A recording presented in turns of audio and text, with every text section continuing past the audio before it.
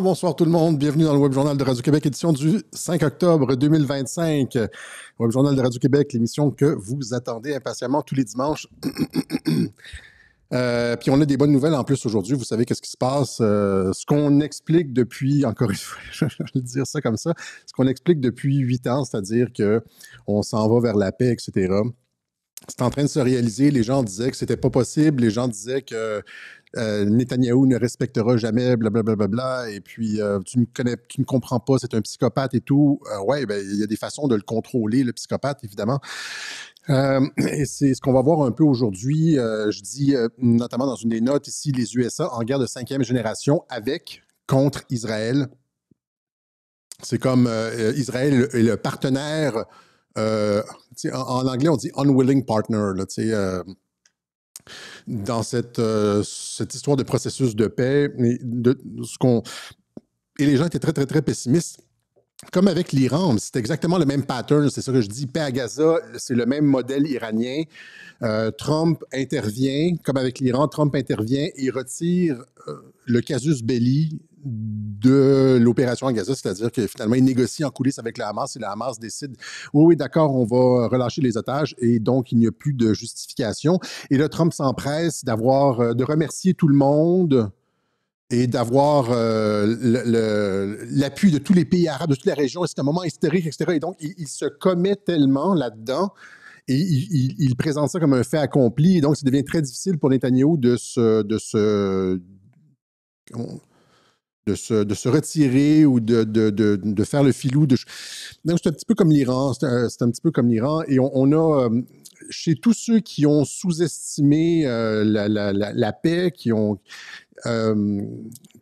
pensé que la paix n'était pas réalisable, eh bien, c'est qu'ils ont mal compris, initialement, c'est ce que j'écris ici, la motivation du président Trump. Le facteur de changement dans tout ça au Moyen-Orient depuis presque un siècle, c'est l'arrivée de Donald Trump. Et la volonté, et donc, c'est quelqu'un qui est comme complètement hors norme, qui change toutes les choses et qui a l'intention de complètement bouleverser le système international et régler un par un tous parce que ça prend juste de la volonté politique. On aurait pu régler, par exemple, la question de l'immigration en France, au Québec, etc., parce que l'immigration, c'est presque exclusif. Au Canada, c'est presque exclusivement un problème québécois, là. C'est-à-dire, il y a comme 3-4 fois plus d'immigrants qui rentrent au Québec qu'en Ontario, etc. C'est des chiffres complètement lunaires. Mais tout ça peut se régler simplement avec la volonté politique. Il n'y en a pas de volonté politique. Et à partir du moment où est-ce qu'on arrive avec quelqu'un qui a une volonté politique, on peut faire beaucoup de choses. Et c'est ce que l'État profond essaie d'éviter. C'est-à-dire qu'il essaie d'éviter que des leaders populistes avec une volonté réelle de changement arrivent au pouvoir. Ils font tout pour ça. Ils utilisent les médias, ils utilisent toutes sortes de stratégies, de perception, des crocs en jambes, des assassinats sociaux, pour éviter le fait que des leaders populistes avec une réelle volonté de changement arrivent au pouvoir. Quand ils arrivent au pouvoir, ils sont démonisés, ils sont traités comme des Hitler. On essaie de les assassiner comme Robert Fico. On les bloque des élections comme Georgescu en Roumanie, etc., etc. Marine Le Pen en France et tout. On rentre, je sais que tout le monde dit que c'est une collabo, mais en tout cas, elle subit elle aussi une pression incroyable. Bannie des élections, je pense, c'est ça qu'on disait l'été dernier, pendant 5 ans, etc. Il y a des trucs que les mondialistes n'aiment pas du tout dans son... malgré toutes ces compromissions, il y a quand même des trucs qui énervent les mondialistes, mais tout ça pour dire qu'à partir du moment où tu as quelqu'un qui a une réelle volonté de changement, ça peut aller très, très, très rapidement. C'est ce que la plupart des analystes ont manqué avec l'arrivée de Donald Trump, le voyait comme un fucking suppôt des Lubavitch. Où sont les Lubavitch, là? On ne comprend pas qu'est-ce qui se passe avec le Grand Israël et tout, là.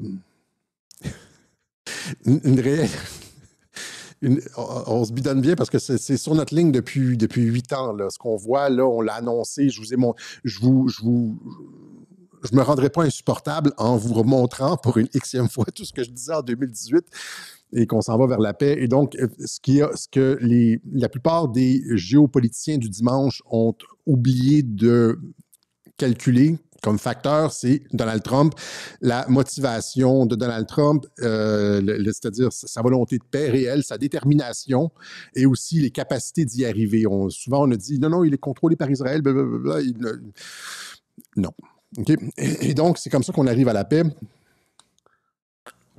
On va y arriver dans 30 secondes, là.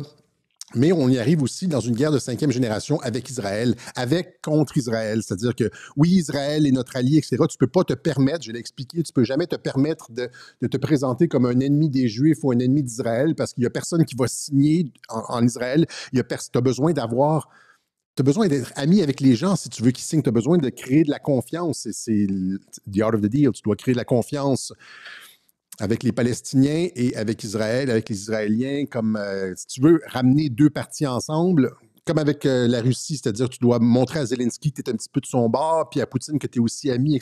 C'est comme tu dois réchauffer les deux parties pour arriver à une entente, à être l'homme du milieu qui... c'est comme ça que Trump se présente. Il se présente comme l'homme du milieu qui négocie, etc. Mais les gens ont sous-estimé sa motivation, la volonté d'arriver à la paix. Non, non, Alexis...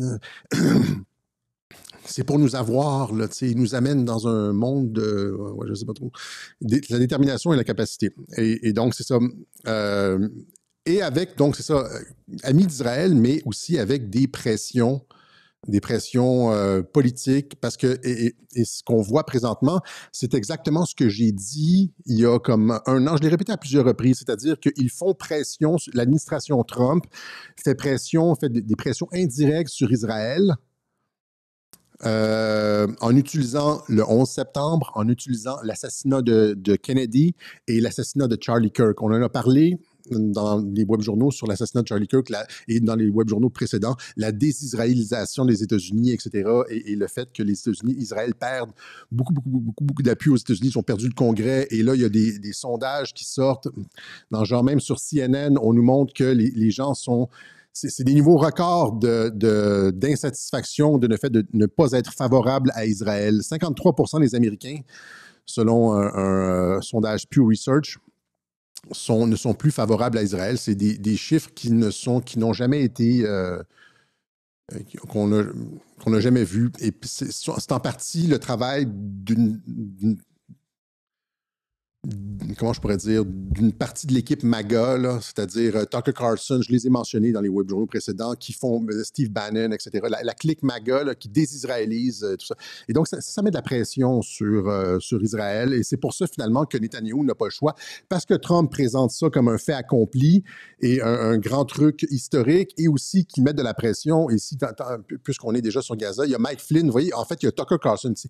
Tucker Carlson et Flynn mettent la pression, vous voyez. Donc, Tucker Carlson qui, dans son émission, explique comment il révèle que pendant la guerre de 12 jours entre l'Iran et Israël en juin, les officiers de Tsahal, l'armée israélienne, étaient à l'intérieur du Pentagone donnant des ordres aux dirigeants militaires américains.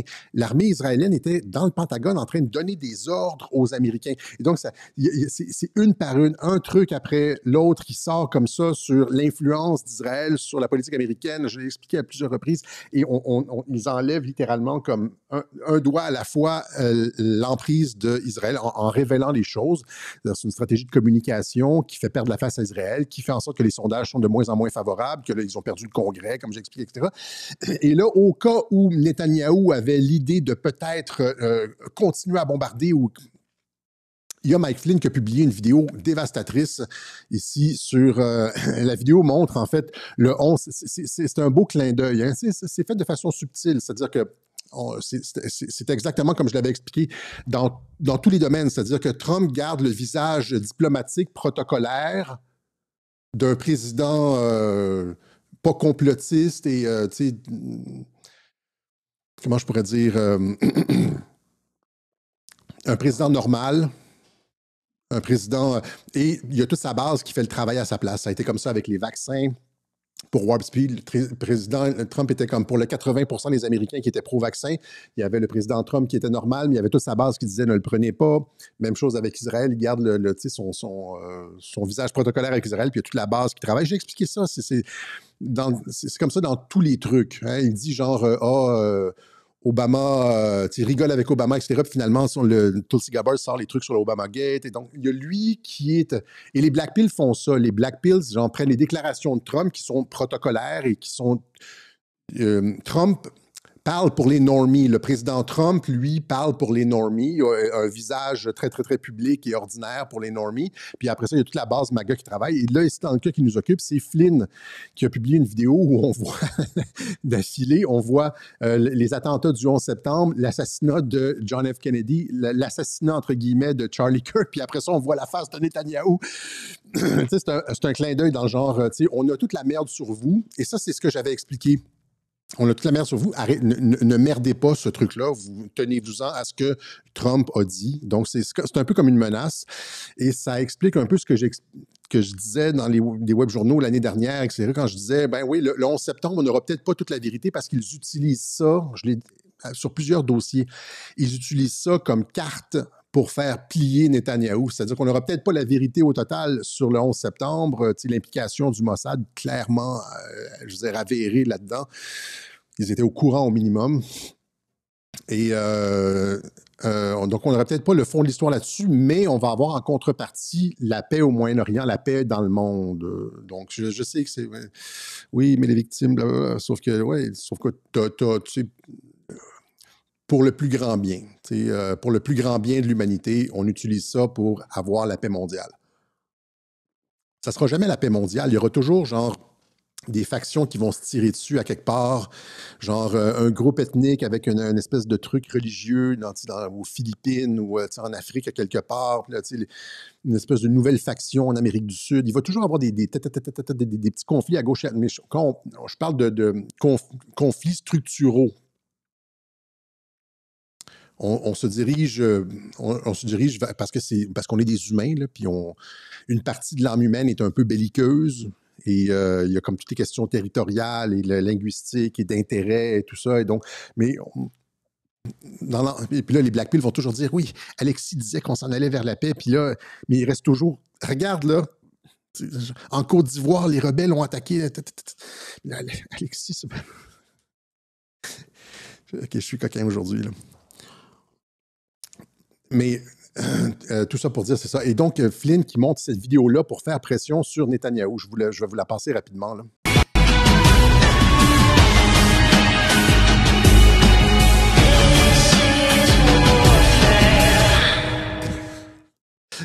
Le 11 septembre, JFK, Charlie Kirk, puis après la grosse phase de Netanyahou. Ça, c'est un avertissement. OK? Donc, ça, c'est littéralement une guerre de 5e génération, une guerre de perception, où est-ce qu'on fait plier l'adversaire avec de l'information plutôt qu'avec des armes. Tu n'as pas besoin de faire plier Israël, mais tu n'as pas besoin d'attaquer ou de mettre des sanctions contre Israël. Tu fais juste dire, on a la merde sur vous, puis si vous continuez, si vous n'appliquez pas le plan du président Trump, ben tout ça a vocation à sortir. Dans les émissions de Tucker Carlson, par exemple, ou au Congrès avec Marjorie Taylor Greene. Il y a plein de façons de couler l'information. Et Israël est déjà comme en chute libre dans l'opinion publique et dans l'influence, etc. Et là, si vous ne voulez pas que ça continue, vous avez tout intérêt à juste signer la fucking paix avec la Hamas, OK? Donc, c'est ça ce qu'ils ont fait. Le Hamas a accepté les conditions et c'est ça qui a provoqué le début, probablement contre toute attente, mais ils ont et bravo pour cette on peut juste souligner cet éclair de lucidité. Nous apprécions les efforts arabes, islamiques et internationaux ainsi que les efforts du président américain appelant à l'arrêt de la guerre sur Gaza, l'échange des prisonniers, l'entrée immédiate de l'aide au refus de l'occupation du secteur et refus de déplacement de notre peuple.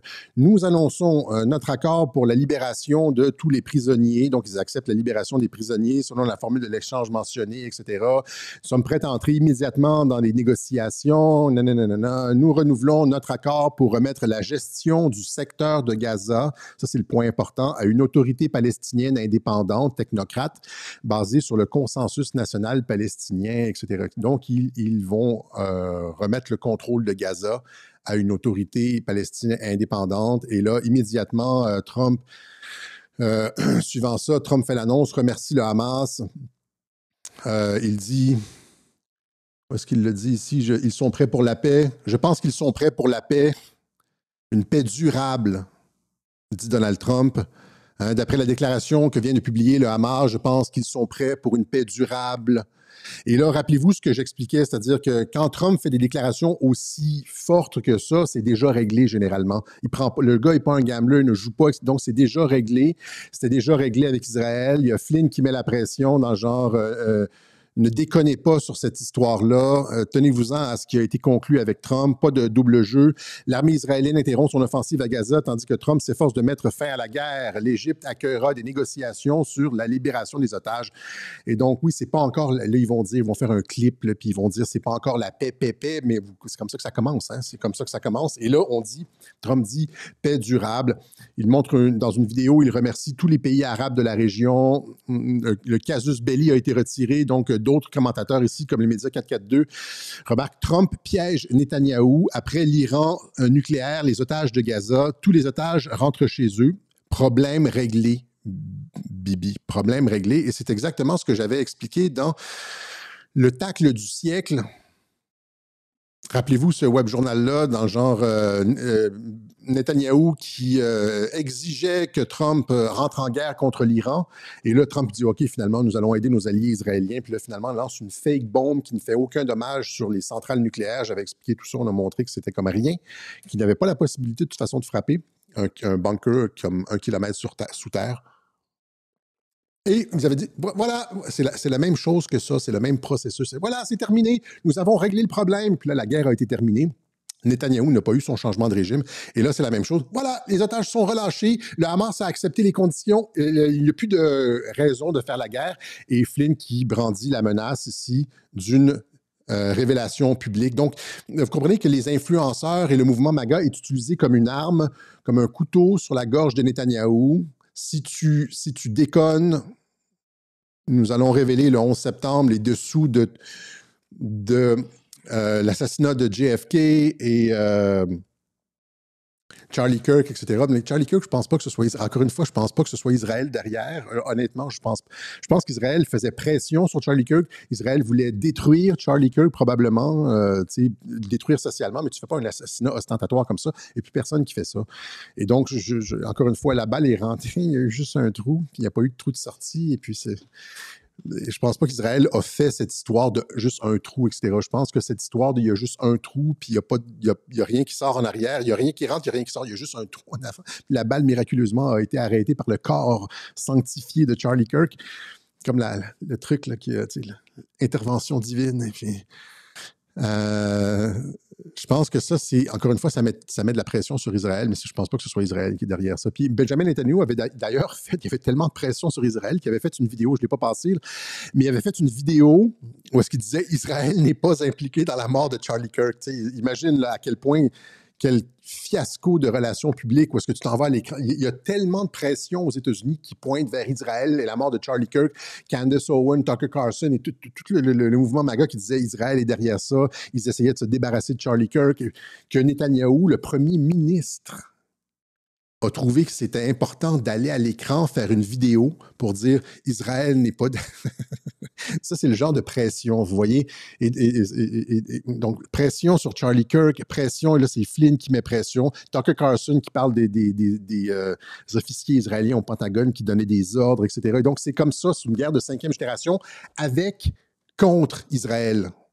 Parce que Trump a besoin d'Israël, il a besoin, les gens disent on veut se débarrasser de Netanyahou, c'est un boucher, c'est un psychopathe, etc. Oui, mais Trump a besoin de Netanyahou pour signer la paix.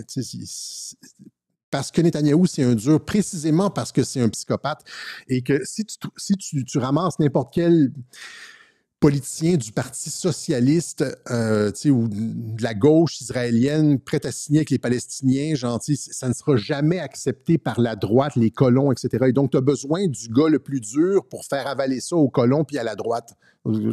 C'est comme ça en égo. C'est comme ça en égo. Si vous utilisez votre cerveau, vous comprenez que c'est en égo, tu ne peux pas prendre quelqu'un de faible pour convaincre les gens qui sont durs.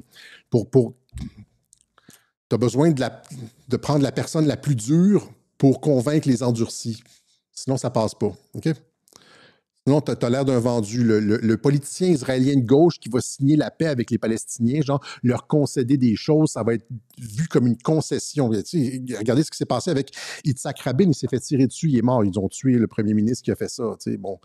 Fait que tu veux pas ça, tu veux que ce soit le plus dur, le pire boucher, celui qui ne négocie pas, le psychopathe. Tu veux que parce que il n'y aura jamais plus dur que Netanyahou. Et le plus dur, lui, a signé la paix. Et donc, on n'aura jamais quelque chose de mieux.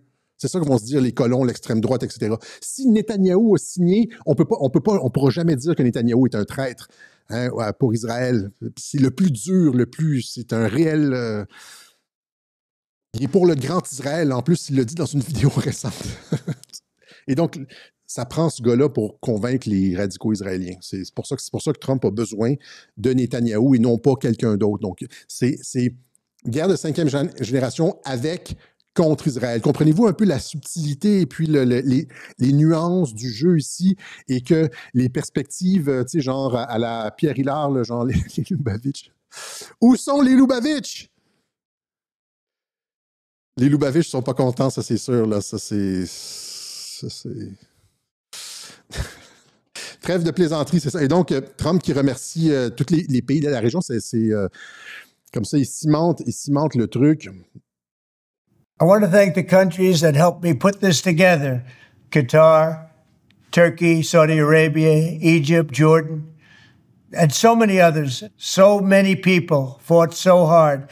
This is a big day. We'll see how it all turns out. We have to get the final word down in concrete. Very importantly, I look forward to having the hostage.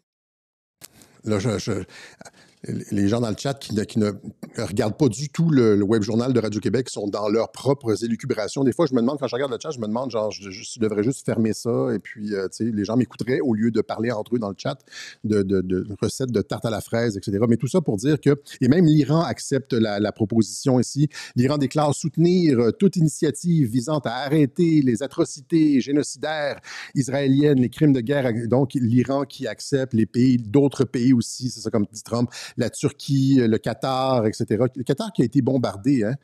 Mais encore une fois, pourquoi voudrait-on... Je n'ai pas commenté sur le bombardement du Qatar, des leaders du Hamas au Qatar, etc. Parce que qu'est-ce que ça fait? Bien, ce qu'on voyait sur les réseaux sociaux, c'était que le Hamas était une création d'Israël et tu sais, qu'est-ce que tu veux faire? Tu veux comme faire une frappe comme ça pour montrer que non, nous sommes vraiment belliqueux et il n'y a pas de lien entre Israël et le Hamas. C'est ça que ça fait.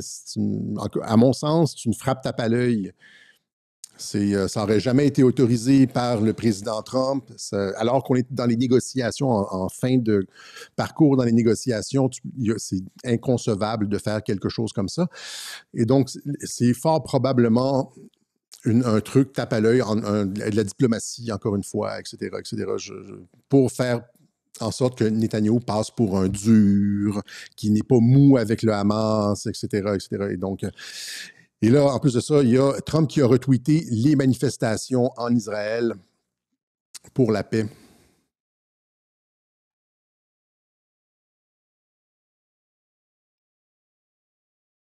Donc, on y arrive, c'est ça, de différentes façons. Trump qui a retiré le casus belli et qui force Netanyahou, dans une guerre de cinquième génération, à signer la paix, exactement comme il l'avait fait avec l'Iran. Avant de continuer, on va rappeler aux gens que nous sommes en campagne de financement pour l'automne 2025. Vous avez les informations, la façon de le faire à la fin du web journal. J'oublie toujours de le faire en début de web journal. On remercie ceux qui nous permettent de faire ces analyses-là. Elles sont uniques, elles sont vérifiées sur le long terme. On dit quelque chose et puis là, les gens, une semaine après, vont comme rigoler de cette affaire-là. Et puis finalement, genre, 6 mois, 1 an plus tard, ben, on avait raison. Puis là, on lit leur truc puis ils disent plus rien, là. Hein? Donc, je pense qu'on est les seuls à avoir eu cette vision sur le long terme, longitudinale et qualitative de exactement ce qui allait se passer au Moyen-Orient.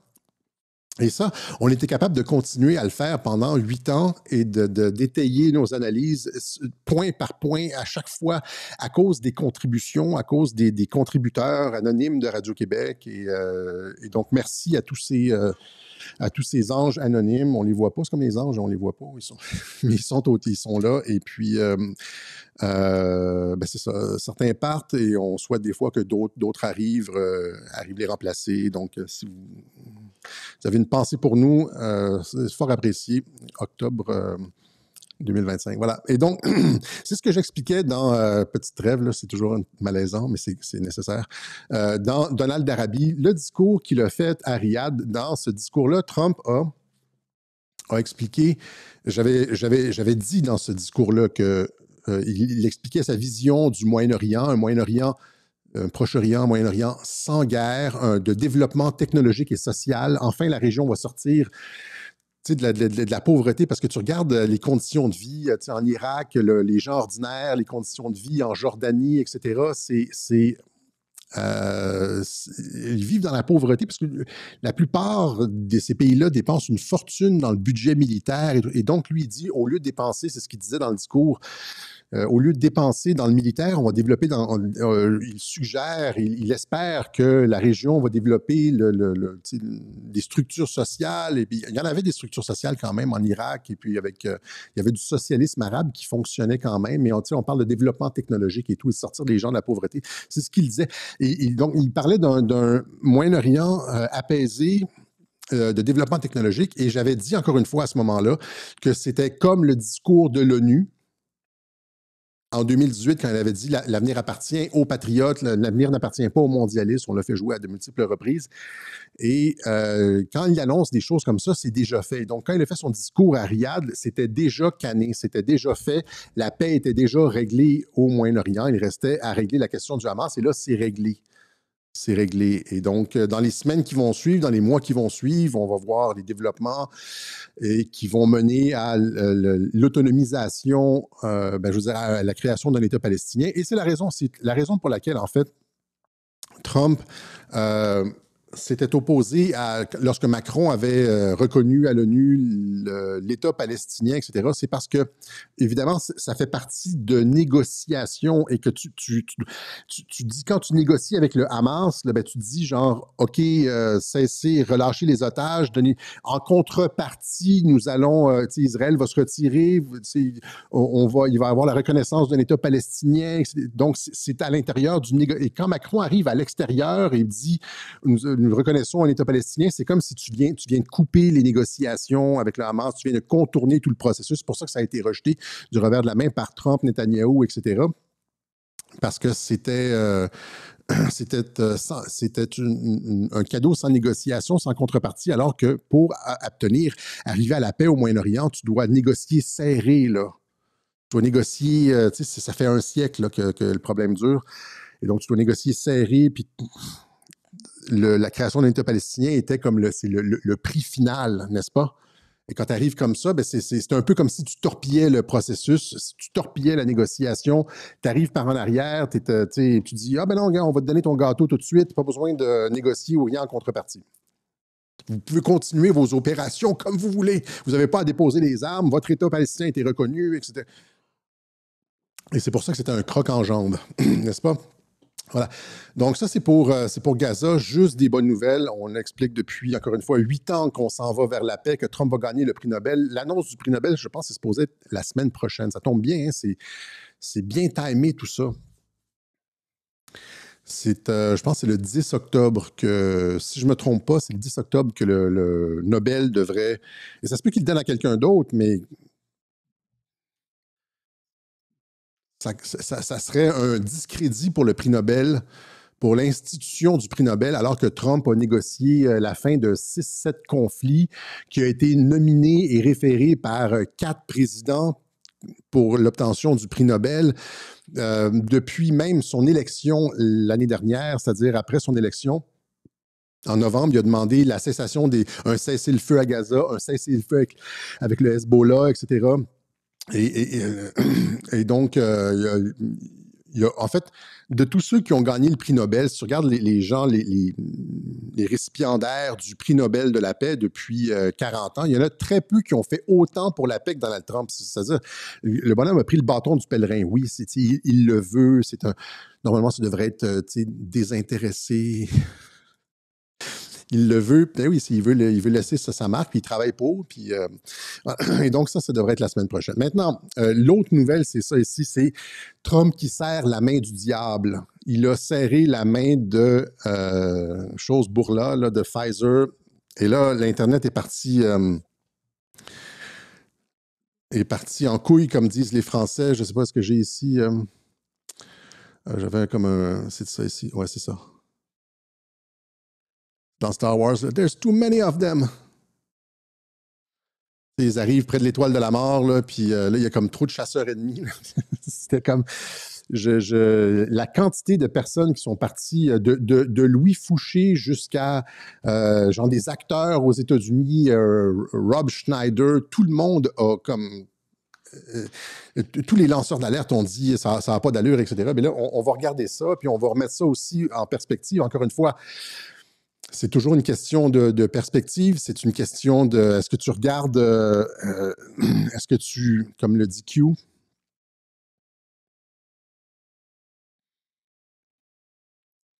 est-ce que tu utilises la pensée logique ou tu es sur les émotions?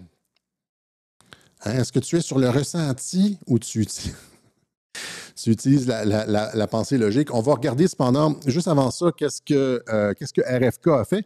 Parce qu'évidemment, il faut que tu mettes cette annonce avec Pfizer.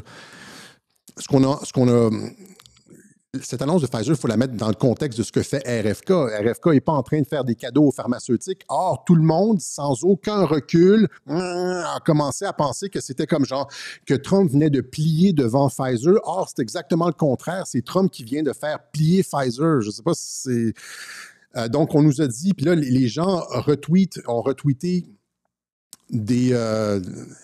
il y a des campagnes, je veux vous dire, je pense que quand il y a des événements comme ceux-là, il y a des campagnes anti-Trump qui sont probablement menées à partir de bots, de fermes, de comptes robotisés. Parce que j'ai été inondé de comptes avec à peu près le même discours, des comptes que j'avais jamais vus sur ma timeline, que je connaissais pas, puis c'était comme des dizaines et des dizaines de personnes qui commentaient toujours la même chose, disant que le gouvernement américain investissait 70 milliards de dollars dans Pfizer pour permettre à Pfizer d'accroître son empire ARN. Puis là, ça a été retweeté par tout le monde, même en France, sans aucun recul. Est-ce que vous avez... Hey, ceux qui partagent des trucs comme ça, premièrement, est-ce que vous comprenez le contexte de ce qui est en train de se passer au niveau médical pharmaceutique aux États-Unis avec RFK? Puis deux, est-ce que vous avez lu l'annonce? Mais c'est ça, je suis presque certain que ces trucs-là, c'est peut-être même des trucs israéliens, tu sais, c'est comme pour faire pression contre Donald Trump aussi. Le mettre, tu sais, c'est back and forth, là, tu sais. Flynn fait des menaces et puis... surtout que, c'est ça, on sait qu'Israël veut obtenir plus d'influence sur les réseaux sociaux en achetant avec Ellison qui achète TikTok, le gars du projet Stargate qui finalement achète TikTok. Et Netanyahou qui dit ça va multiplier notre force et notre présence sur les réseaux sociaux. Donc, il y a cette espèce de volonté-là d'être influent sur les réseaux sociaux, puis de eux aussi être capables, étant donné que Trump est fort sur les réseaux sociaux, puis avec les médias alternatifs et tout, ça leur permet aussi d'être fort puis faire pression sur les... Étant donné que l'influence sur le Congrès diminue peut-être un peu, comme ils ont perdu le contrôle total, comme le disait Trump, mais tu veux peut-être au contraire te rabattre sur les réseaux sociaux pour faire des espèces de campagnes de pression, parce que j'ai jamais vu autant de comptes que j'avais jamais vus, avec des comptes vides, on dirait. Là, oui, des comptes avec beaucoup d'abonnés, puis une photo et tout, sauf que c'était, en termes d'algorithme, ça n'avait aucun bon sens, le fait de, c'était un après l'autre. Et puis là, tout le monde a retweeté ça sans aucune vérification. Et donc, c'est le contraire. OK? C'est Trump qui force Pfizer à baisser jusqu'à 80% les prix de ces médicaments sur le marché US. Hein, Trump exige que... C'est avec les tarifs, parce que Pfizer produit la plupart de ces médicaments à l'extérieur des États-Unis. Et là, donc, ils vont être frappés par les tarifs. Et là, Trump dit, OK, vous allez... il y a plusieurs choses, là. Vous allez baisser vos prix juste de 50% à moyenne, la moitié, là.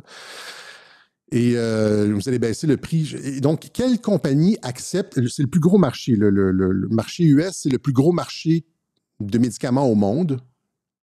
Quelle compagnie accepte de baisser jusqu'à 85%, de 50 à 85%, le prix de ces médicaments, c'est-à-dire 85%, c'est-à-dire perdre probablement comme 70% de sa marge de profit. C'était la vache à lait. Là. Les États-Unis, c'est la vache à lait pour Pfizer. Tous les profits étaient générés ailleurs, aux États-Unis. Ailleurs, c'est résiduel, mais aux États-Unis, c'était la vache à lait. Parce que tous les médicaments partout étaient moins chers. Et donc, Trump obtient le prix de la nation la plus favorisée, de Most Favored Nation. Puis ça fait en sorte qu'il n'y aura pas de tarif sur les médicaments de Pfizer, parce que Pfizer accepte de baisser son coût. Et Pfizer accepte d'investir 70 milliards de dollars dans de la production locale. Tu sais, on disait durant la COVID, il y a eu cette grosse discussion aux États-Unis sur le fait que c'est la Chine qui produit nos médicaments. Et à partir du moment où est-ce que tu fermes les frontières, où il y a un embargo, ou si tu es en guerre contre la Chine, les médicaments sont produits en Chine, on n'a plus rien. Il n'y a plus rien qui peut rentrer aux États-Unis parce que nos médicaments sont produits à l'extérieur. Et là, donc, Trump prend Bourla, puis lui dit, en lui serrant la main, il lui dit, tu vas baisser tes prix, puis tu vas dépenser 70 milliards, pas 3 milliards, là, pas 500 millions. Tu sais, une usine, c'est 500 millions, là. 2 milliards, parce qu'on ne comprend pas, les gens ne sont pas frappés par l'ordre de grandeur. Là.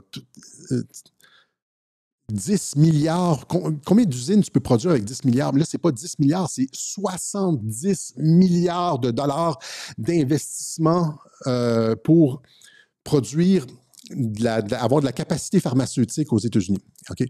Donc, Pfizer conclut un accord sur... Donc, Trump qui force Pfizer à baisser son prix et à dépenser, c'est littéralement, en anglais, on dit « he's gutting », il lui coupe, il saigne Pfizer. Il y a certainement personne à Pfizer qui est content de ça. Pfizer conclut un accord historique avec le gouvernement américain pour réduire le coût des médicaments pour les patients américains. Pfizer conclut un accord de 70 milliards de dollars avec Pfizer pour réduire le prix des médicaments Medicaid et développer la production américaine sous la menace de droits de douane. C'est sous la menace.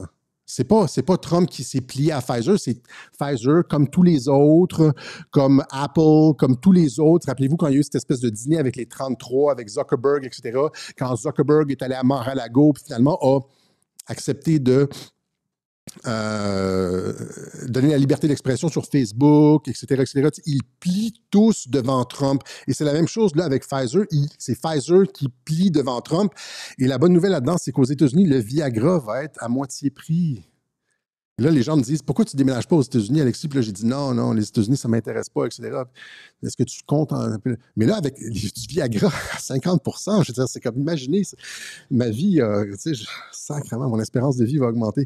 Tout ça pour dire que Pfizer, c'est pas juste les vaccins. On a le goût amer de Pfizer, plus que le goût amer. On est littéralement en beau joie le vert, comme on dit au Québec, arme à la main, guillotine, fourche et torche, prête à brûler Pfizer.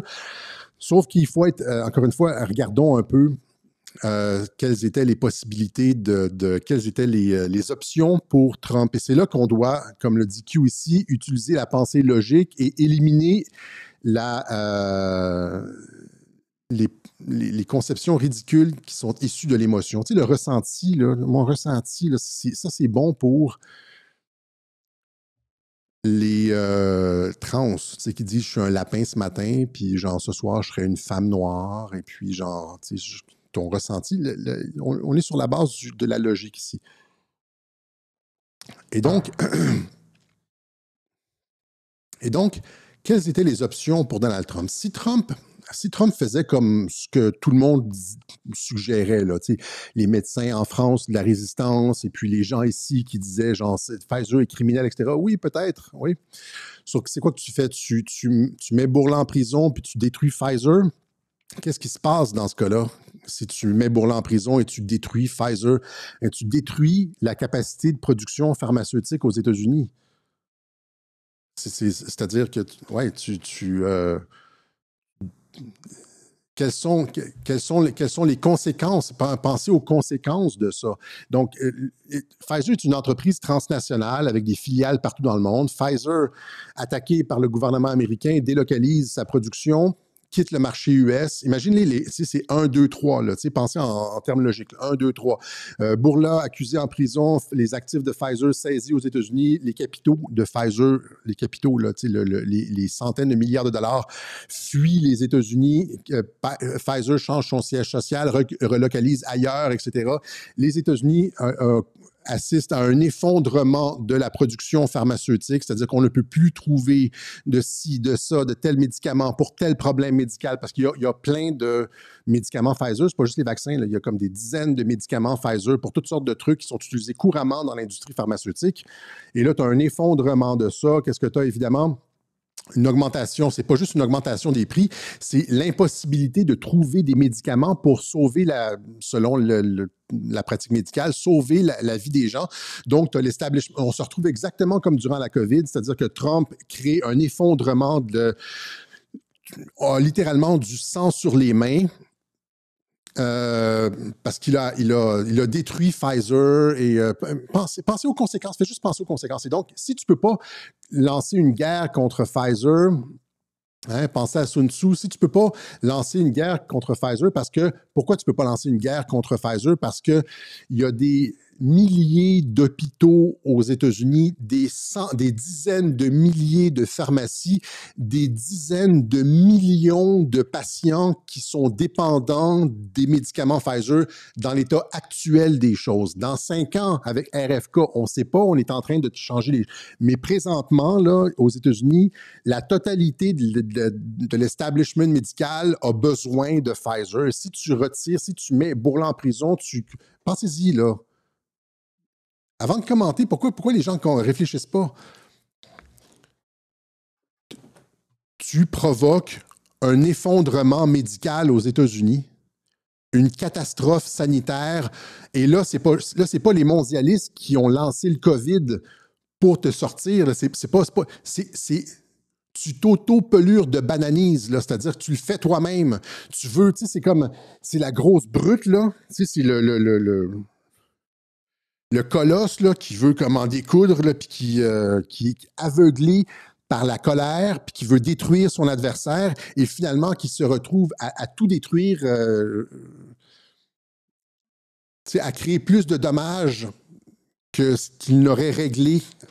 En détruisant son adversaire, il se détruit lui-même. Et ça, vous comprenez, j'espère que vous comprenez mon propos général. Et donc, dans l'état actuel de l'infrastructure médicale aux États-Unis, Pfizer est encore nécessaire, malheureusement. Les hôpitaux, les médecins, tout le monde, 90%, si ce n'est pas 95% des médecins aux États-Unis ont besoin de Pfizer, des médicaments Pfizer pour leur pratique. Les pharmaciens, on est encore dans cette infrastructure-là. Et donc, tu ne peux pas juste arriver puis comme nous autres, on est des enfants en pensant qu'on devrait faire ça.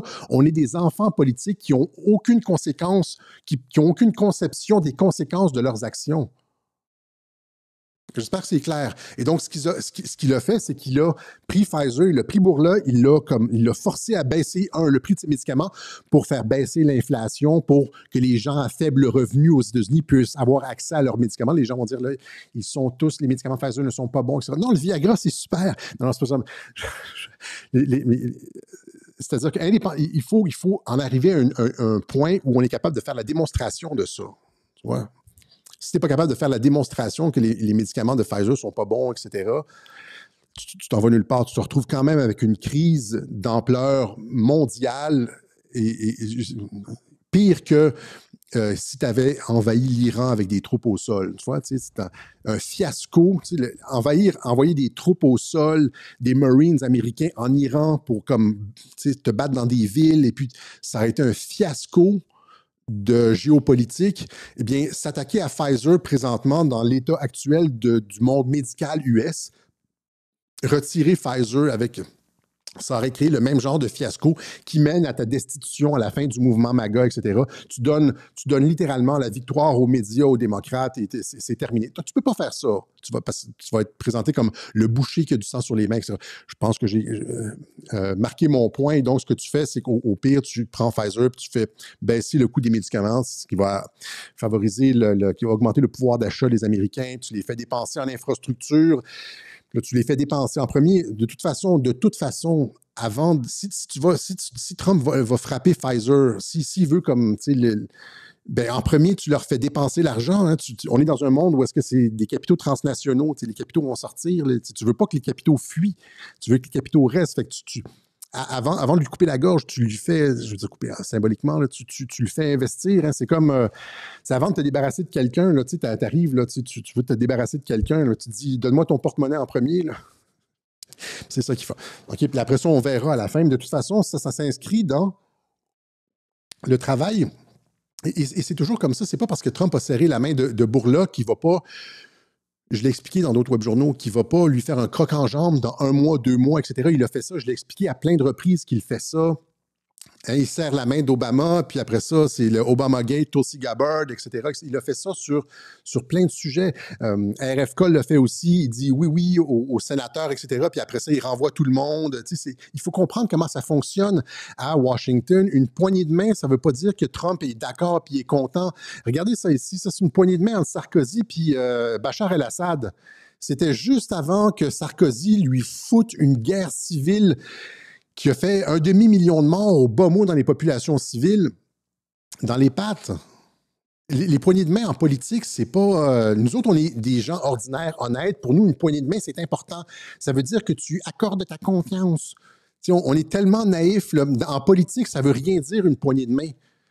Encore une fois, c'est protocolaire. C'est comme... Il faut comprendre ces deux niveaux-là. Sinon, on reste des enfants. On ne comprend jamais ce qui se passe en politique. On ne comprend jamais ce qui se passe en politique parce qu'on ne comprend pas l'hypocrisie, le double jeu, le fait de planter des couteaux dans le dos, etc. Puis la complexité de ces trucs-là parce que tu dois faire face aux médias, aux gens ordinaires, le 80% de gens ordinaires qui pensent, qui regardent les nouvelles. Tu dois... OK? Je pense que j'ai passé mon point. Mettez ça dans votre pipe, réfléchissez à ce que j'ai expliqué. Maintenant, ça, c'est... encore, je dis, il faut mettre ça dans le contexte. Okay? Et donc, après avoir RFK qui continue, là, mais il ne faut pas oublier qu'ils sont tous pareils, qu'il n'y a pas de sauveur, mais après avoir montré que les enfants, rappelez-vous, c'est dans la semaine dernière, le web journal Hiroshima qui a été très apprécié, après avoir montré que les enfants vaccinés au Congrès, devant le Congrès US, étaient en moins bonne forme, en moins bonne santé que les non-vax, RFK détruit le dogme des vaccins efficaces. Pfizer doit être absolument... Encore une fois, la mesure de cet investissement, ce croc en jambe à Pfizer, où est-ce qu'on le force à investir 70 puis à baisser 70 milliards de dollars puis à investir ses prix, ça s'inscrit dans plusieurs mois de stratégie anti-Pfizer de l'administration Trump, comme par exemple l'industrie pharmaceutique qui contrôle les différents panels, le CDC, etc. Trump est en train de vider complètement les gens ici. Il y a eu 500 ou comme presque 1 millier de mises à pied de personnes pro-Big Pharma sur les panels. La Moreno, l'assistante, j'en ai parlé dans un autre journal. Puis ça, c'est encore une fois cette semaine. Le secrétaire à la santé, Robert Kennedy, a renvoyé la National Institute of Health, la scientifique du National Institute of Health, le Dr Jeanne Marazzo, qui était une défenseresse des vaccins COVID, des masques et de la distanciation sociale, etc. Ils sont en train de les purger un par un. Ils ne sont pas amis avec Pfizer. Là. Ils sont en train de sortir un par un, comme quand tu cherches les poux, là, ils sont en train de les sortir un par un dans l'administration, puis de remplir l'administration avec des personnes comme Robert Malone, etc. Et donc, après avoir montré, c'est ça, que les enfants non vaccinés étaient en meilleure santé, après avoir montré que le Tylenol pouvait causer l'autisme. Là, cette semaine, il continue en disant, encore une fois, ça, c'est un autre pavé dans la mare. Il faut vraiment prendre la mesure de ça. C'est-à-dire, il montre que, finalement, la plus grosse escroquerie de relations publiques de l'industrie pharmaceutique, c'est-à-dire que l'industrie pharmaceutique qui affirme que les vaccins ont fait baisser la mortalité, c'est à cause des vaccins qu'on a été capable de faire baisser la mortalité pour la rougeole, les trucs, la polio et tout ça. Les vaccins ont sauvé finalement des centaines de millions de vies. Les vaccins sont... Eh bien, il a fait une vidéo éducative où il explique que c'est faux, que c'est une opération de relations publiques parce que tous les vaccins, toute la mortalité de ces maladies-là avait déjà diminué de 90, 95 ou 99% avant l'arrivée des vaccins. C'est-à-dire que c'est ce qui a augmenté l'espérance de vie, la capacité de résilience face à ces maladies-là, c'est une meilleure alimentation, l'amélioration des conditions sanitaires, etc., les égouts notamment, le fait de se laver les mains, je ne sais pas trop. Et donc, que les vaccins n'y sont pratiquement pour rien. Et donc, il vient de détruire l'argument principal de l'industrie pharmaceutique. Et là, évidemment, la conséquence de ça, c'est que tout le monde maintenant dit « Ah, eh bien, il s'agit probablement de la plus grosse arnaque de marketing qui a coûté des centaines de milliards de dollars à nos gouvernements respectifs. La plus grosse arnaque de marketing, parce que les compagnies pharmaceutiques disaient nos vaccins ont fait chuter la rougeole, chuter la polio, chuter le... Tout, or, c'est faux. Et donc, voilà, ici, ça, c'est sur Children's Health Defense. Si RFK a raison, alors nous sommes confrontés à la plus grande opération, la plus grande campagne de fraude de l'histoire moderne, un empire de l'industrie pharmaceutique, du gouvernement et des médias qui vendent un faux récit selon lequel les vaccins ont sauvé des millions de personnes. Le pays a été trompé pendant des décennies. Donc, RFK qui était au bureau ovale avec Pfizer, mais qui, la semaine avant, venait de complètement détruire, éduquer le peuple américain sur la supercherie de l'efficacité des vaccins. Imaginez, ça n'a jamais été fait. Et c'est pas juste RFK qui le dit, il y a beaucoup de personnes qui le disent, ça n'a jamais été fait auparavant. Où est-ce que j'avais une petite...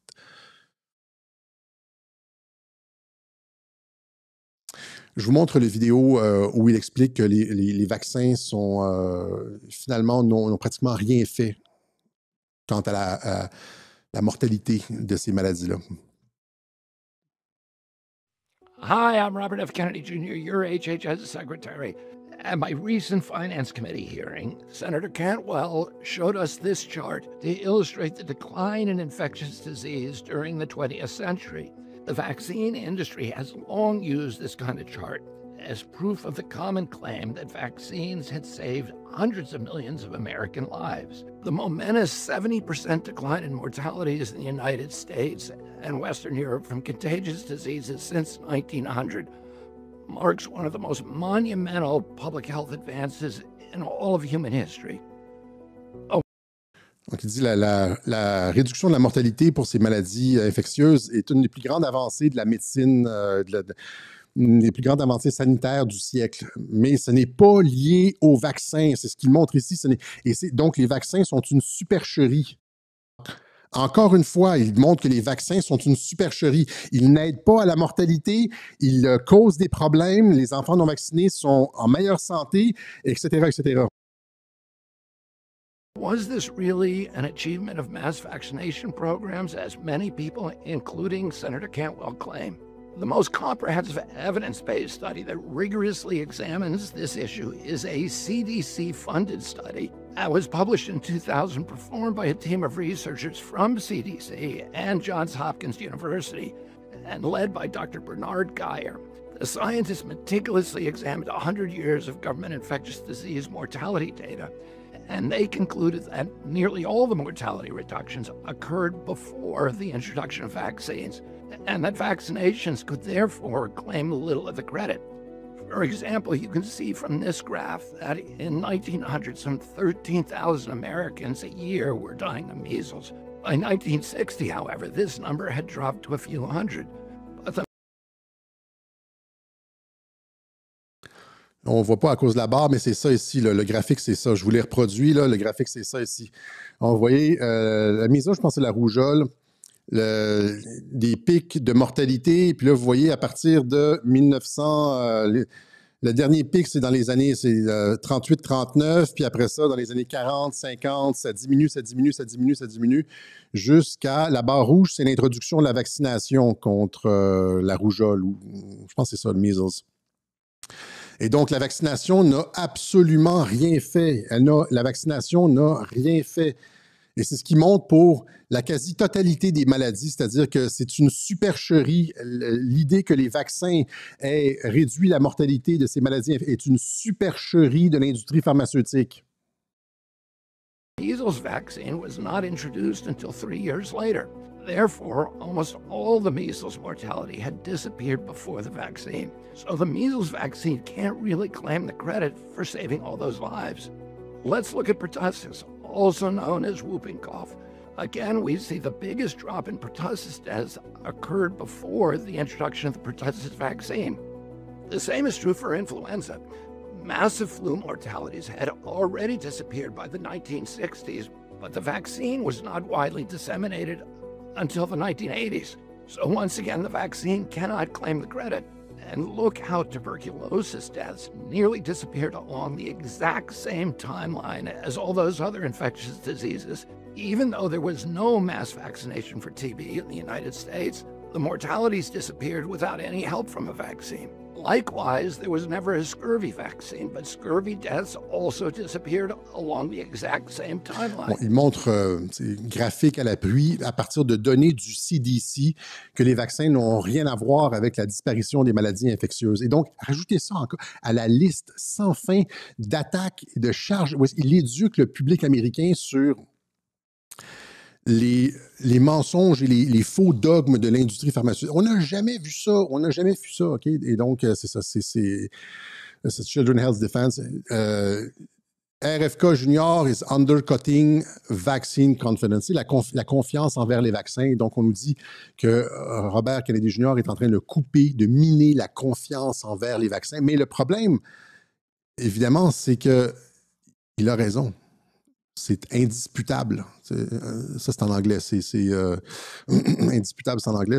On ne peut pas le contredire. Là, je perds mes mots en ondes, mais... et donc, c'est ça. Vous voyez, je pourrais faire des webjournaux juste sur RFK et ce qui est en train de changer aux États-Unis, c'est absolument glorieux. Et ça, c'est sans compter ses interventions. Une autre intervention sur l'ivermectine. Il dit c'est un médicament miracle. Il existe aujourd'hui 100 études démontrant les effets bénéfiques considérables de l'ivermectine. Globalement, on observe une réduction de 70 à 85 des hospitalisations et des décès. C'était vraiment un médicament miracle, etc. etc. Et donc, l'ivermectine qui ne coûte pratiquement rien, qui est comme... encore une fois, ça coupe les profits de l'industrie pharmaceutique. C'est comme... Il y a même des incidences sur le cancer. Rappelez-vous, donc, RFK qui annonce annule le financement de 500 millions de dollars pour les vaccins ARN. Les gens disent ici qui disaient là, Trump a donné de l'argent à Pfizer pour qu'il augmente son empire ARN.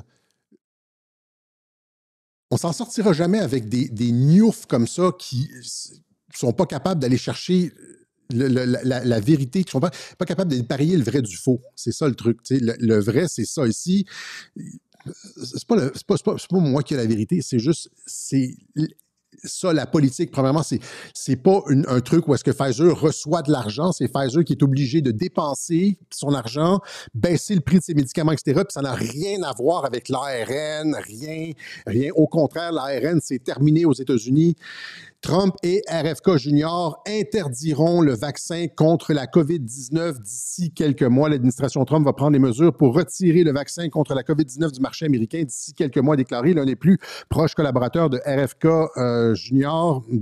Le docteur Assim Malhotra, cardiologue britannique, a affirmé qu'à plusieurs reprises, malgré le consensus scientifique, que les vaccins étaient plus dangereux que le virus, blablabla. Donc, ça, c'est la réalité. Les vaccins ARN vont être retirés. Trump met fin au développement de vaccins ARN, le Time Magazine, etc., etc. Et donc, les gens qui retweetent des âneries, là, c'est comme juste pour faire du buzz, juste pour créer de... Il faudrait faire attention, c'est juste ça m'énerve. Il faut faire attention à ce qu'on publie surtout quand on a un compte Twitter, etc., avec des dizaines de milliers d'abonnés, l'administration va mettre fin au développement du vaccin ARN. Ah, c'est ça ici. Donc, elle dit, ça, c'est une des responsables d'une des sociétés pour la prévention de l'autisme. Elle dit, pour la première fois, ça, c'est publié par Children's Health Defense de RFK, son ancienne organisation. Elle dit, pour la première fois, ils sont tous pareils, là, mais pour la première fois, nous bénéficions du soutien du gouvernement pour enfin résoudre le problème de l'autisme. Avant, là, quand les groupes de prévention de l'autisme allaient voir les pharmaceutiques, allaient voir le gouvernement, c'était porte close. Tu sais? Il n'y avait rien, il n'y avait pas de réponse, c'était fin de non-recevoir. Pour la première fois, les portes sont ouvertes, ils veulent aller au fond des choses, sauver les enfants. C'est la même chose que le trafic d'enfants, c'est sauver les enfants. Hein? Grâce à des données multi-omiques de pointe, nous découvrons pourquoi les enfants atteints du trouble du spectre de l'autisme souffrent également de maladies gastro-intestinales. Ce n'est que le début, des miracles se produisent. Oui, l'arrivée de RFK dans l'administration Trump et tout ce qui se déroule depuis est un miracle. Ça, c'est sans compter le fait que Trump nous permet de voir plus loin, c'est-à-dire que de dépasser nos conceptions ordinaires de la médecine avec des médicaments. Tu as un problème, tu prends un médicament, tu as un problème, tu prends un médicament. Même si on est encore, la médecine, comme je le disais, la médecine aux États-Unis est encore basée là-dessus. C'est la médecine Rockefeller là, qu'on dit. Hein, c'est Rockefeller qui ont tué tous les remèdes naturels. Ils ont comme financer les instituts de médecine pour qu'on utilise des remèdes facilement contrôlables, des molécules reproductibles, etc., scientifiques, blablabla. Donc, la médecine Rockefeller est en train d'être remplacée. Là, tu vois, donc Trump qui parle des medbeds. Il y a 2 semaines, j'en ai pas parlé, mais Trump qui est là, le Sun nous dit que c'est fake. Trump's medbed conspiracy, la conspiration des medbeds de Trump. Mais c'est pas important que ce soit vrai ou non. Le tweet était là pour nous faire réfléchir de façon différente, pour nous faire parler, pour nous ouvrir des portes dans la tête afin qu'on ne soit pas pris dans le dogme de la médecine pharmaceutique rockefellerienne. C'est ça. Et une autre vidéo que Trump a retweetée, encore une fois, sur Truth Social, justement sur les bienfaits du cannabis, notamment de l'huile de CBD, là, pas de THC, là, pas de... Yeah, man... Pas le truc de Bob Marley, là, mais les bienfaits de l'huile de CBD, etc., ça a avec très peu de concentration de THC. Il publie ça, et donc, c'est des trucs ça coûte pratiquement rien, ça a été ignoré par l'industrie pharmaceutique, et donc, il ouvre, en plus de dire les vaccins n'ont rien fait, les Tylenol causent l'autisme, les enfants non-vax sont en meilleure santé, en plus de faire tout ça, il, je veux dire, ouvre des voies alternatives à la compréhension de la santé. Je vous montre un peu le truc là, sur le système cannabinoïde. You can revolutionize senior healthcare. We've all heard about the major systems in our bodies, like the digestive, respiratory, nervous, and cardiovascular systems. But there's one essential system discovered in the 90s that you probably never heard of. It makes all of the other systems work smoothly with each other. Like a conductor, ensuring the different sections of an orchestra all play a beautiful symphony together. This system is called the endocannabinoid system. It has been acknowledged and studied by scientists extensively with support from the National Institutes of Health. As we age, the system weakens. As a result, the different systems in our body stop working together smoothly. That's one of the reasons older adults struggle with pain, inflammation, cognitive decline. Il dit que justement que le système endocannabinoïde permet d'aligner tous les autres systèmes digestifs, nerveux, respiratoires, etc. Puis qu'il fait en sorte que ça fonctionne mieux, qu'il y a plus d'harmonie, etc. Et donc, il ouvre la voie à ces trucs-là. Et donc, encore une fois, le truc de Pfizer doit être mis, être compris de la façon, selon moi, là, de la façon que je l'ai expliqué, et puis après ça, mis dans son contexte aussi, là, où est-ce qu'ils sont en train littéralement de détruire brique par brique l'empire pharmaceutique dans le monde. Pas juste les méthodes, pas juste le financement, etc. Les fondements même. Là, voilà. Donc, on va continuer avec ça ici. Aussi, il y a d'autres trucs qui ont préoccupé, encore une fois, les gens. Là, cette semaine, c'était comme... There's too many of them. Je n'étais pas capable de défendre. Là. Il y avait trop de... L'idée numérique et les missiles Tomahawk, les Black Pills en PLS, comme disent les Français. Je suis toujours en train de vérifier ce que veut dire PLS, là. C'est dithyrambique, hors d'eux, genre énervé, etc. Mais je me rappelle jamais vraiment c'est quoi le... Je suis toujours obligé d'aller revoir PLS, qu'est-ce que ça veut dire. C'est très, très populaire en France. Nous autres, on n'utilise pas ça au Québec. Mais c'est ça. Donc, l'idée numérique en Angleterre, donc le premier ministre Keir Starmer qui met en application un programme d'identification numérique. Et là, c'est la folie. Donc, un nouveau système d'identification numérique sera déployé dans tout le Royaume-Uni. Un nouveau système d'identification numérique contribuera à lutter contre le travail illégal. Blablabla. Ils vont toujours trouver une raison pour ça. C'est comme le passeport vaccinal et tout. Donc, c'est une façon de centraliser les données, contrôler tout ça, vérifier que...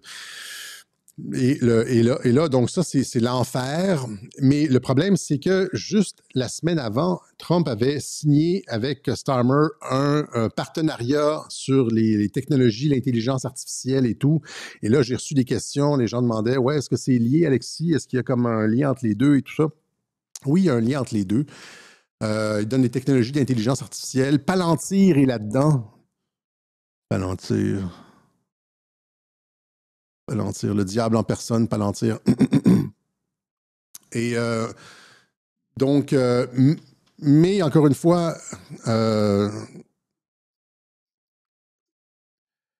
la technologie qui est vendue, la technologie d'intelligence artificielle qui est vendue à l'Angleterre n'est pas utilisée dans le système d'identité numérique. Ça a été confirmé par Palantir et ça ne s'applique qu'aux technologies militaires. Donc, ce qu'ils vendent, c'est de l'intelligence artificielle militaire.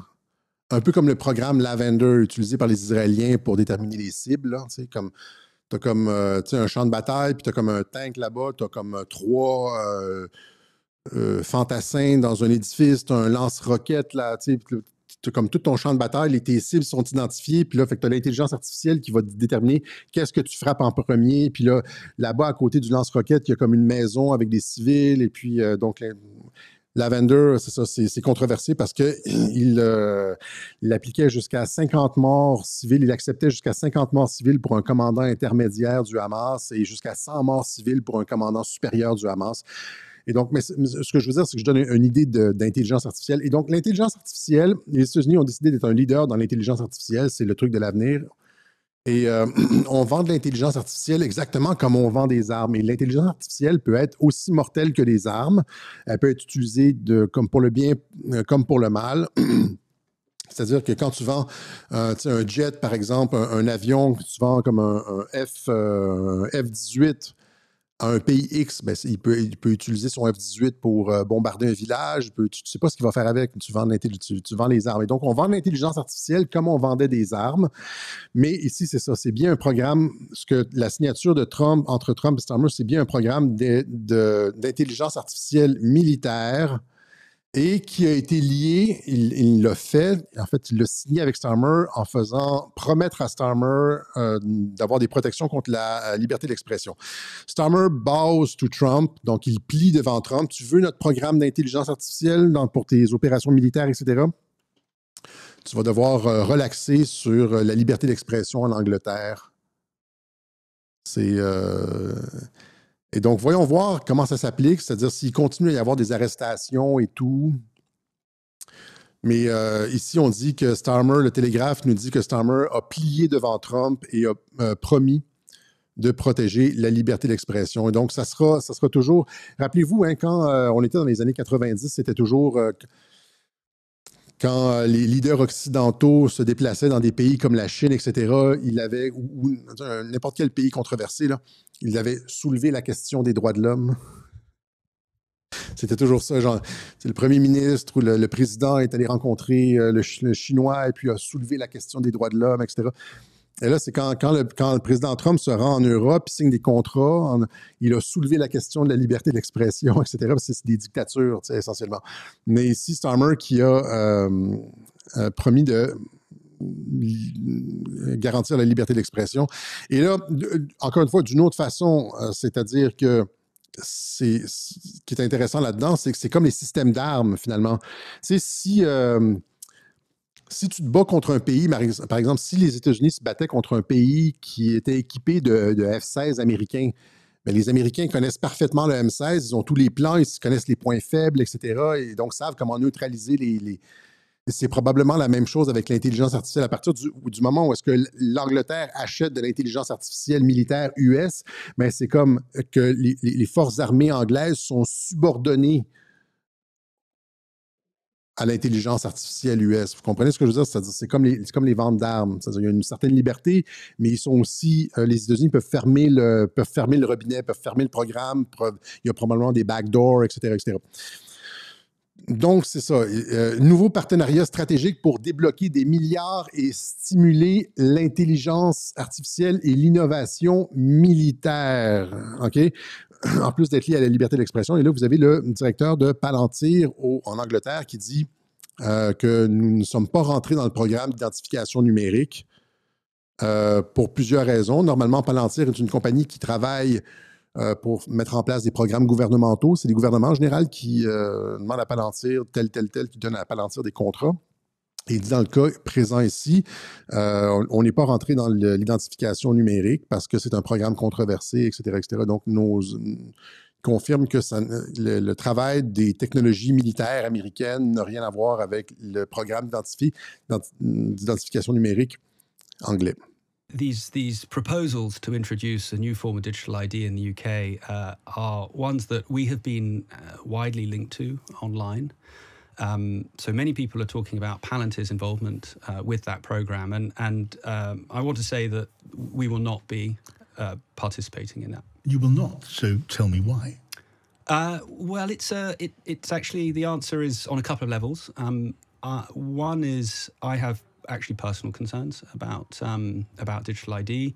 That's both on a technical level. I think there are other ways of addressing the challenge that we have with engaging with government services online. I think there are ways to improve that wouldn't require a wholesale new form of ID. And I think it does open up the risk of misuse as well.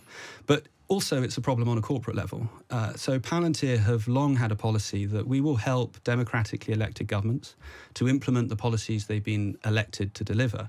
And that does mean that often we are involved in the implementation of very controversial measures. However, digital ID is not one that was tested at the last election. It wasn't in the manifesto. Yeah.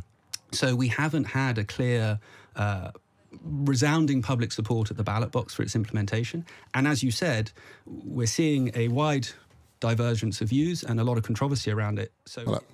On va finir avec... donc, Palantir n'est pas impliqué là-dedans. Le traité entre Trump et l'Angleterre ne touche pas l'identité numérique anglaise. Voilà, ça touche les programmes militaires. La Hongrie qui déclare... on va terminer avec ça ici, le truc sur les Antifa. Après les États-Unis, la Hongrie qui déclare officiellement le mouvement Antifa organisation terroriste. Au Québec, il y a celui qui avait lancé, il y a le chanteur américain évangélique Sean First qui était venu au Québec pour chanter. La mairesse de Montréal, Valérie Plante, lui avait, comme avec Dieudonné et tout ça, lui avait bloqué les salles, avait refusé son spectacle. Finalement, il s'était produit dans une église qui l'avait invité. Et là, il y avait les Antifas à l'extérieur de l'église. C'était la haine. Et là, il y a un des Antifas qui était rentré et qui avait lancé une fumigène à l'intérieur, 2 fumigènes, en fait, à l'intérieur de l'église. Ce qui est particulier, c'est qu'il était rentré à visage découvert. Et donc, déjà, à partir du moment où est-ce que tu commets un crime comme ça, c'est clairement un crime, là, à visage découvert, c'est que tu ne penses que tu ne vas pas être embêté par la police ou les autorités. Tu le commets, c'est comme tu fais un vol de banque à visage découvert, ou c'est comme quand les sympathisants du Hamas prennent les otages à visage découvert. Il y a une anguille sous roche. Mais il l'avait fait, vous voyez, c'est avec les pantalons violets. Là, il est rentré dans l'église et il a lancé 2 fumigènes. Il est sorti, personne ne l'a embêté. La police ne l'a pas arrêté. Et là, finalement, l'organisation médiatique Rebel News a retrouvé le bonhomme. Je vous montre rapide. Je vais faire ça rapide parce que j'ai juste un petit propos là-dessus. J'ai quelques questions pour vous, M. Lepage. Est-ce que vous pouvez me confirmer si c'est vous sur cette machine, M. Lepage? Avez-vous des liens avec les Antifas? Est-ce que je ressemble à quelqu'un que j'ai... Et là, il passe un coup de téléphone et immédiatement, des Antifas viennent l'aider. Vous voyez, là, regarde, il passe un coup de téléphone et là... Even more concerning, and you will see the evidence in this report. Antifa is not just a fringe ideology. It's a dangerous network of Le extremists. gars, il passe un coup de téléphone et il a été retrouvé. On a retrouvé son identité. Et là, il passe un coup de téléphone et des antifas masqués viennent attaquer la journaliste qui l'a retrouvé. On l'a trouvé, c'était qui? Le gars travaille à la Défense nationale. Industrial Engineering Technologic, 22e Workshop Dépôt, Défense nationale. Donc, il travaille pour l'armée. Et c'est pas la première fois qu'il y a des antifas ou des émeutiers comme ça qui travaillent pour l'armée. Ici, vous l'avez lors d'un événement à Ottawa. Military claims officer wasn't involved in Ottawa counter-protest with Antifa despite video. Des vidéos qui montrent que des officiers de l'armée sont avec les antifas dans des contre-manifestations. Et il y en avait un autre aussi qui sévissait sur Internet avant que son identité soit révélée. C'est Frank Who Knows. Frank Who Knows, qui était sur la ligne Antifa, qui était sur la ligne Xavier Camus à l'époque, rappelez-vous, tout ça, Xavier Camus, et qui partageait tout ça, qui jasait, qui était comme chummy avec Jean-Marc Léger aussi, des échanges de tweets, le sondeur, Jean-Marc Léger, etc. Lui aussi travaillait pour la Défense nationale, le département de la Défense nationale. Et donc, ça fait beaucoup de ces antifas ou de ces sympathisants violents d'extrême gauche qui travaillent pour la Défense nationale. Et là, encore une fois, on va juste lier ça à tout ce qu'on dit depuis le début, c'est-à-dire ce que Mike Benz a expliqué, ce qu'on a expliqué récemment aussi dans le web journal Endgame, c'est-à-dire que c'est les réseaux de l'OTAN, hein, qui pratiquent la censure. C'est pas seulement la censure en ligne, mais c'est aussi la censure dans la rue, c'est-à-dire qu'ils ont une stratégie online, en ligne, puis ils ont une stratégie aussi de censure et d'intimidation dans la rue. Tout ce qui est considéré, tous les leaders populistes, là, ce qu'ils appellent l'extrême droite, qui en fait juste le centre, est toujours attaqué par les antifas. Dès que tu es contre l'immigration, tu es attaqué par les antifas. Aux États-Unis, présentement, il y a des gros heurts. La garde nationale a été déployée à Portland, on en a parlé, et parce que les antifas attaquent les édifices de l'immigration, ICE, Immigration and Customs Enforcement, et donc ils sont violents. Il y a eu des tirs à balles sur des édifices de l'immigration, et donc la garde nationale est déployée. Ils font des arrestations musclées. On voit les troupes fédérales qui arrêtent des antifas, mais ici, les réseaux de l'OTAN n'ont pas encore été démantelés parce que c'est exactement ça. Ils jouissent de l'impunité.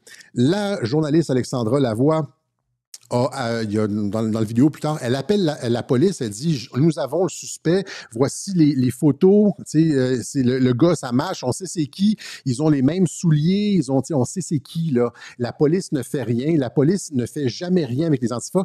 Comme à Portland aux États-Unis, la raison pour laquelle Trump déploie les agents fédéraux, c'est parce que la police municipale à Portland ne fait aucune arrestation. Elle les laisse complètement faire, comme la police de Trois-Rivières a fait avec nous lors de la Marche bleue. On s'est fait attaquer par des antifas. On était à côté avec mon ami Claude Deroy, qu'on salue. On a pris des coups et tout.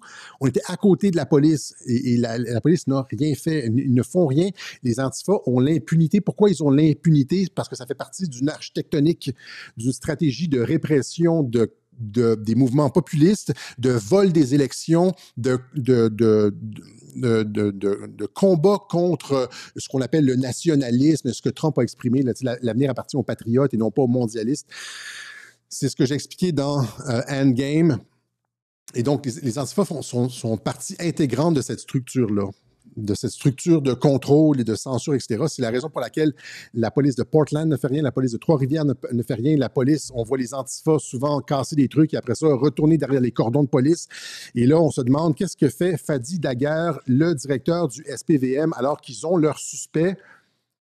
Ils vont toujours dire, c'est exactement la même réponse qu'on a eue. Moi, quand j'ai eu l'officier à Trois-Rivières pour porter plainte, il dit non, l'enquête est en cours. C'est comme oui, l'enquête est. Et puis il se passe jamais rien. Ils ont l'impunité. C'est pour ça que le gars rentre dans l'église à visage découvert, là, parce qu'il sait. Il travaille pour la Défense nationale. Il n'a absolument pas peur de perdre son travail puisqu'il fait partie, comme tous les autres, là, de ces réseaux de l'OTAN, un peu comme Opération Gladio. Là. Ces réseaux de l'OTAN, c'est le dernier échelon, c'est-à-dire que tu as la structure, après ça, tu as de la censure sur Internet avec Meta, le Framework Disarm, appelez ça comme vous voulez. Puis après ça, tu as la censure dans la rue pour empêcher le nationalisme, les gens qui se plaignent de l'immigration, qui se font attaquer par les antifas, c'est les troupes de choc du mondialisme qui jouissent d'une impunité complète de la part de la police, des services de renseignement, etc. Ça me fait vomir. Et là, quand tu es un journaliste, comme nous, on l'était à Trois-Rivières, comme Alexandra Lavoie qui se fait attaquer, nous, on s'est fait attaquer. Aux États-Unis, des journalistes sont allés à Portland. Le journaliste conservateur Nick Sotor, arrêté à Portland alors qu'il couvrait une manifestation de l'ICE. Si vous regardez la vidéo, on est à 1h21, on ne regardera pas. Mais il se défend, c'est-à-dire qu'il est là avec sa caméra et comme tout le monde, tous les journalistes qui sont là, comme on était à Trois-Rivières, on est là avec des caméras. Dès que tu as une caméra, tu te fais attaquer par Antifa et c'est toi qui se retrouve dans la merde.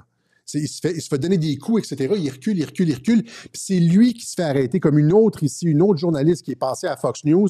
Elle a eu un œil au beurre noir. Elle s'est fait attaquer par les antifas. Elle est allée porter plainte à la police et la police lui répond c'est toi qui as causé du trouble. C'est toi qui es allé les provoquer. Comme ils disent avec Alexandra Lavoie. C'est toi qui... Donc, ils ont une impunité complète de la part du SPVM, du service de police, etc., des agences de renseignement, alors qu'aux États-Unis, ils ont été déclarés, et en Hongrie et dans plus en plus de pays, une organisation criminelle. Ici, ils jouissent encore de l'impunité complète parce qu'ils sont des troupes de choc d'une opération style Gladio. OK? Voilà. Donc, ça, c'est Nick Sotor ici, arrêté par la police. Arrêté par la police alors qu'il se défendait. Tu sais, tu te fais agresser par les antifas, puis c'est toi qui se retrouves en prison. Tu te fais donner des coups, 1, 2, 3, 4, tu lèves la main, etc. Tu repousses la personne, clac, les menottes. Et les antifas, presque rien. Jamais rien. Là les troupes rien par la police municipale. Et là, il y a des arrestations parce que Trump a envoyé des agents fédéraux. Ouais. Et là, on a hâte de voir ce que Mark Carney va faire avec ça, puisqu'on sait exactement c'est quoi la game avec les antifas. OK? Et lui, en tout cas, on n'est pas prêt de le voir en prison pour ce qu'il a fait, ou Gabriel Lepage. Je pense que c'est lui. En tout cas, ça a l'air d'être lui. C'est lui qui a été présenté par Alexandre Lavoie, etc. Même souliers, même face, même lunettes, même tout retrouvé. Voilà, c'est ce qu'on avait pour vous aujourd'hui. On va remercier ceux qui ont fait une contribution au Web Journal de Radio-Québec comme en début de Web Journal. On est en campagne de financement automnale et on sollicite votre appui. On remercie tous ceux qui l'ont fait, tous ceux qui le font, qui l'ont fait, qui font ça de façon récurrente. Et on sollicite l'appui de ceux qui n'y ont pas encore pensé, mais qui pensent que, ouais, c'est vrai, Alexis dit depuis 8 ans la même chose et puis n'a jamais bougé et puis finalement finit par avoir raison, puis on comprend mieux les choses avec lui, etc. Ça vaut mieux qu'un film, qu'un abonnement Netflix, etc., etc. C'est... Voilà, c'est de l'information unique, esti, unique. Mes bras disparaissent quand j'en... OK, je niaise. Voilà, c'est ce qu'on avait pour vous aujourd'hui, 1h24.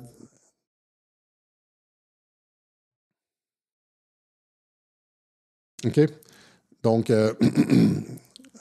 petit recap, la paix à Gaza, c'est que le même modèle que le piège iranien, que le croc en jambe qui s'est produit, le tacle du siècle entre Israël, l'Iran, etc. Il a mis fin à la politique de changement de régime en acceptant immédiatement les conditions de l'Iran, et puis l'Iran a accepté, et puis tout le Gaza, le Hamas a accepté, et donc c'est terminé. Après ça, guerre de 5e génération contre Israël, tu sais, chaud-froid, pour forcer Netanyahou. Et non, Netanyahou ne dérogera pas puisque les États-Unis ont, comme je l'ai déjà expliqué auparavant, la merde sur Israël, ils ont la merde sur le Mossad. Le 11 septembre, l'assassinat de JFK et le faux assassinat de Charlie Kirk, etc. Ou le vrai faux, disons, assassinat de Charlie Kirk, le faux vrai. Trump a une volonté, une motivation d'aller vers la paix. Il a la détermination et la capacité d'y arriver. Merde à tous ces oiseaux de malheur qui disent toujours non, tu ne comprends pas, Alexis, ils n'arrêteront jamais, etc. OK? Et donc, on a eu raison là-dessus depuis 8 ans. Trump serre la main du diable, mais est-ce que tu peux détruire complètement la capacité de production pharmaceutique aux États-Unis et te retrouver avec du sang sur les mains? Là, non, la réponse, c'est non. On doit mettre ça dans le contexte où l'industrie pharmaceutique est attaquée de toutes parts par RFK Junior, sur, comme j'ai expliqué dans Hiroshima, autant les méthodes que les profits, que la crédibilité, que tout, ils sont en train de détruire l'édifice pièce par pièce. C'est-à-dire que maintenant, aujourd'hui, ils ont toujours besoin de Pfizer, mais tu veux te rendre à la fin, dans 5 ans, à la fin du mandat et peut-être même après, dans un monde où la santé aura été complètement révolutionnée et où on pourra se passer de Pfizer, mais pour l'instant, c'est pas encore le cas. Et donc, il faut être stratégique et pas se tirer dans le pied. Tu sais, comme quand tu rames là, fortement, là, tu veux pas tirer dans la chaloupe, puis genre couler, merde. Finalement, tu te retrouves avec des conséquences que tu n'as pas prévues. Eux ont bien prévu, ont bien réfléchi à ces choses-là, et c'est la raison pour laquelle ils ont forcé Pfizer à faire ces investissements et cette réduction de prix, coupant ses profits. Finalement, idée numérique et tout ça. Je n'ai pas parlé des missiles Tomahawk, mais c'est la même chose. C'est la même chose, encore une fois. C'est Trump qui donne des missiles Tomahawk, mais finalement, c'est la même stratégie qu'avec les missiles ATACMS. Rappelez-vous, c'était supposé être la fin du monde. Finalement, ils ont tiré des missiles sur une base désaffectée. Même chose avec les chars Abrams. Ils ont été finalement retirés parce que Trump a envoyé le vieil équipement avec du mauvais acier, etc. Là, c'est les Tomahawks. Et encore une fois, mettez ça comme avec RFK, mettez ça dans le contexte.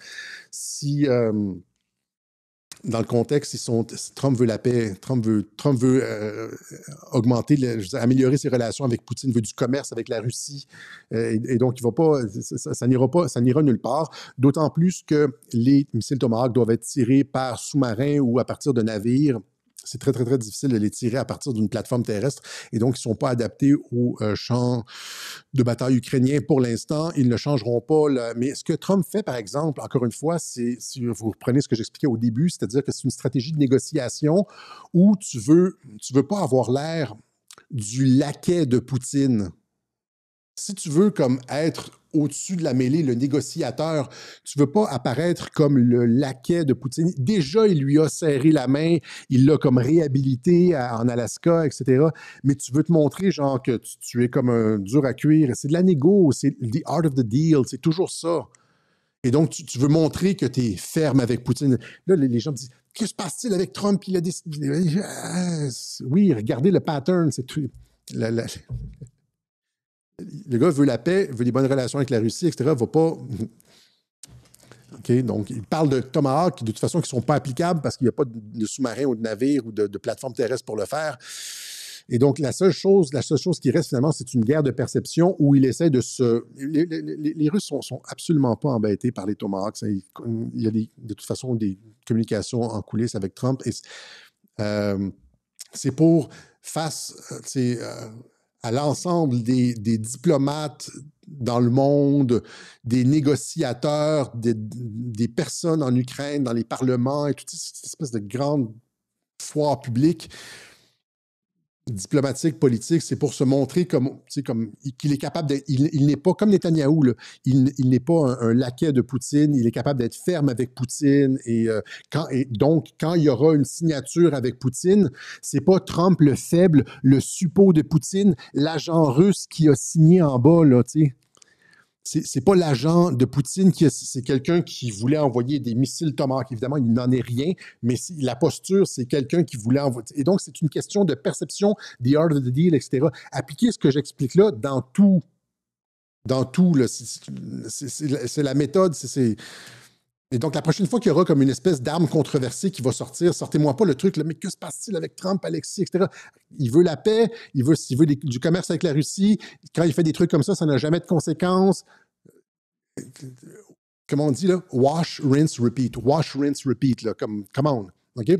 Et ça, c'est sans compter le fait que l'envoyé du président russe pour les affaires économiques, Kirill Dmitriev, retweet encore une fois du QAnon et le post controversé qui dit et si la Russie, la Chine et d'autres étaient en pleine coordination avec Trump, POTUS, pour éliminer le nouvel ordre mondial, qui contrôle la Corée du Nord, qui contrôle réellement la Corée du Nord, etc. Donc, il dit essentiellement, l'envoyé de Poutine pour les affaires économiques dit que Poutine, Xi, etc., coordonnent avec Trump pour la fin du nouvel ordre mondial. Ça, c'était il y a 2 jours, je pense. Voilà, donc ne vous inquiétez pas. Ne vous inquiétez pas. OK? Et donc, n'oubliez pas, si vous avez apprécié ce web journal, vous en voulez d'autres, et vous voulez que ça continue, soutenez Radio-Québec. On remercie à ceux qui l'ont fait. Et voilà. Merci. Radio-Québec, signing off. Ciao. C8, C2 ne passeront pas. Ouais, on en discutera peut-être à un moment donné. Allez, et tu vois, voyez bien que C8, C2, c'est une violation complète à la liberté d'expression. Et regardez ce qu'il a fait avec l'Angleterre. Et donc, il y a cette insistance sur la liberté d'expression, etc. Et donc, il y a très peu de chances que ça passe ici. D'autant plus que Mark Carney fait tout ce que Trump veut. Je veux dire, il fait des trucs, le genre, tu sais, pour redorer son image à gauche. Mais regardez ça ici, encore une fois, cette semaine. L'Alliance bancaire mondiale sur le climat, lancée par Carney, cesse ses activités. Mark Carney, l'Alliance bancaire mondiale pour le climat, cesse ses activités. Une organisation lancée par Mark Carney. Fait que encore une fois, c'est tout du faire-valoir, des apparences. Tu veux te présenter comme quelqu'un qui résiste à Donald Trump. Finalement, tu déconstruis tes trucs. C'est toujours, des déclarations publiques sont toujours, faut les mettre dans le contexte. Encore une fois, Mark Carney peut dire qu'il va être dur avec Trump, que notre relation avec les États-Unis est terminée, etc. Finalement, genre, pute en arrière, comme, il baisse pavillon, là, sur le climat, sur plein de choses, il baisse pavillon, et puis... On respire par le nez quand il y a des déclarations publiques et quand ça va mal, on prend du Viagra.